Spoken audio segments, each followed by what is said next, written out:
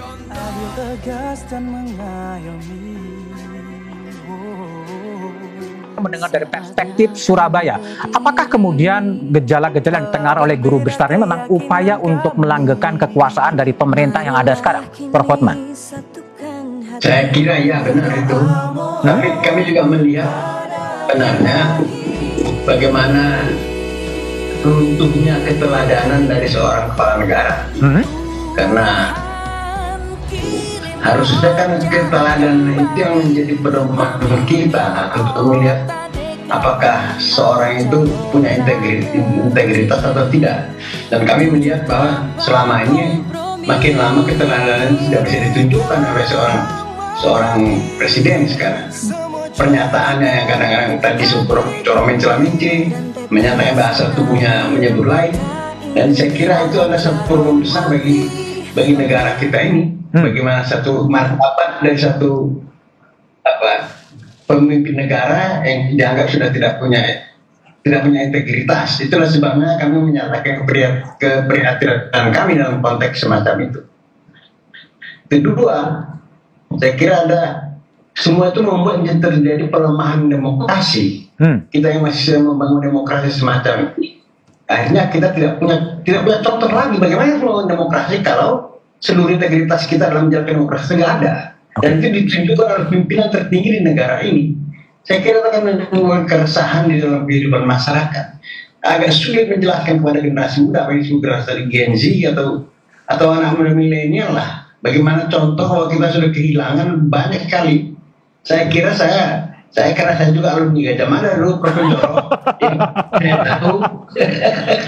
Karena ini saya kira ini dalam orang akarif orang Jawa bilang lurah pakering akoro karena tanpa palupi. Saya kira itu kita sering mengalami itu perumus sekarang itu. Itulah sebabnya kami merasa ya ini disuarakan betul. Ya. Harus disuarakan sekeras-kerasnya. Dan tatanan itu, saya kira itu perlu kita, Mas Budiman. Baik, Bang Hotman. Ini gimana nih dari guru besar dari Jogja, kemudian ke Bandung, ke Makassar, dan juga ke Surabaya.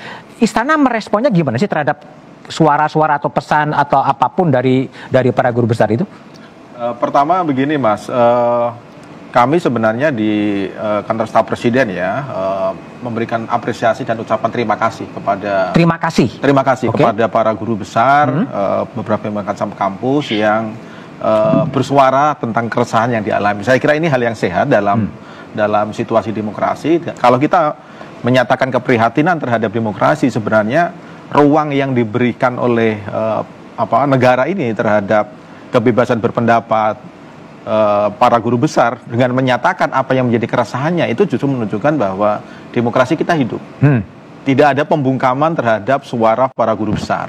Jadi kami ingin memastikan bahwa proses yang terjadi sekarang ini adalah bagian dari demokrasi yang harus kita hargai. Dan kami terima kasih karena memang suara moral, kemudian kontrol publik saya kira memang merupakan sesuatu yang harus ada di dalam negara demokrasi.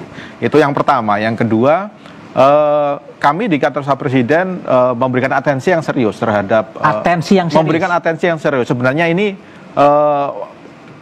gejolak apa yang terjadi kemudian para guru besar yang biasanya hidup di kampus mengajar tiba-tiba keluar turun gunung menyatakan pendapat. Ini kan pasti ada sesuatu yang harus kita lihat. Kami mendiskusikan hal ini secara serius dan kami mendapatkan arahan dari kepala staf supaya proses ini diikuti meskipun nanti di ujungnya adalah presiden. Presiden hari ini menyatakan bahwa meskipun secara undang-undang memperbolehkan untuk kampanye, tapi presiden juga sudah menyatakan kami tidak akan kampanye. Saya tidak akan kampanye, kata presiden hari ini.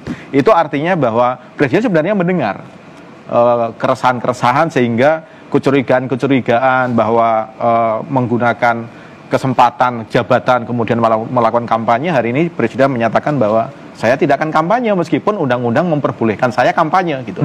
Itu artinya apa yang diresahkan oleh para guru besar sebenarnya didengar, direspon, ya meskipun tidak ada secara langsung, tapi sebenarnya apa yang disampaikan oleh presiden adalah bentuk perhatian presiden terhadap pemikiran, kemudian keresahan yang disampaikan oleh para guru besar dari berbagai macam kampus ini.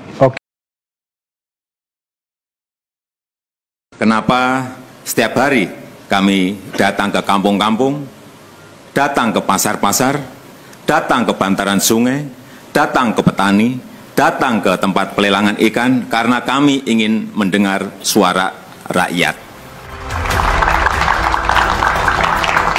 Prof. Kunchoro, itu adalah pernyataan calon Presiden Jokowi di 9 Juni 2014 dalam debat Presiden. Demokrasi adalah mendengarkan suara rakyat dan mendengarkan dan melaksanakannya. Prof pun menanggapinya gimana?